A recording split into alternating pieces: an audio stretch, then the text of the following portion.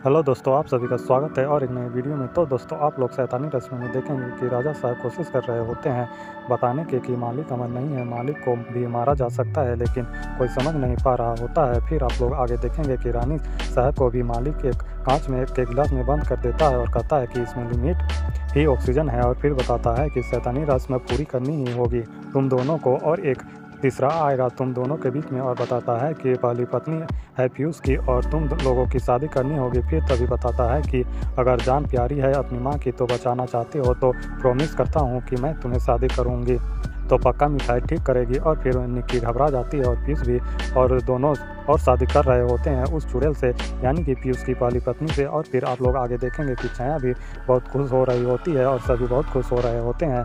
मालिक भी बहुत खुश हो रहा होता है कि जब तीसरा बीच में आएगा तो निक्की अलग हो जाएगी, यानी कि निक्की तो सिर्फ मेरी है। और फिर दोस्तों, आप लोग आगे देखेंगे कि मालिक अपनी शक्तियों का उपयोग करके शादी तो करा देता है और चुड़ैल से, और तीसरा आ जाता भी है बीच में। लेकिन निक्की और पीयूष तो जन्मों जन्मांतर के एक दूसरे के साथी हैं, तो कोई भी अलग नहीं कर सकता है, कोई जितना भी प्रयत्न कर ले। फिर भी आप लोग आगे देखेंगे कि निक्की आती है मालिक के पास और अपनी सारी बातें बताती है कि जब अब जो जन्मों जन्मांतर का एक है उसे अलग कर सकता है, और फिर मैं तो पीयूष से प्रेम करती हूँ, यह शरीर या दिल सब उससे जुड़ा हुआ है, कैसे अलग करोगे इस तीसरे को आकर। और तभी मालिक बहुत खुश हो रहा होता है और बताता है कि मैं चुप सुन रही होती है निक्की, और बताता है कि नेत्रा की कुछ समय की बात है और फिर पीयूष भी कल सुबह का सूरज नहीं देख पाएगा। तभी नेत्रा पूछती है कि अगर पीयूष बच गया फिर क्या करोगे आप, और तभी बताता है कि मालिक मेरे हाथों कैसे बचेगा, उससे कल का सूरज नहीं देखना है तो नहीं देखना है। फिर दोस्तों, आप लोग आगे देखेंगे कि निक्की आती है और मालिक से अपनी पूरी बात कह देती है, और फिर मालिक बहुत खुश हो रहा होता है, लेकिन कहता है कि उस कदम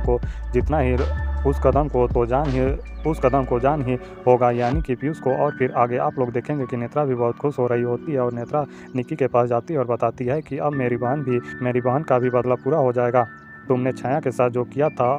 और तभी निक्की समझ नहीं पा रही होती है कि क्या कह रही है। तो ऐसे ही दोस्तों आगे और भी बहुत कुछ देखेंगे। तो अभी के लिए हमारी वीडियो में इतना ही, जल्द मिलता हूँ और एक नए वीडियो में, तब तक के लिए धन्यवाद।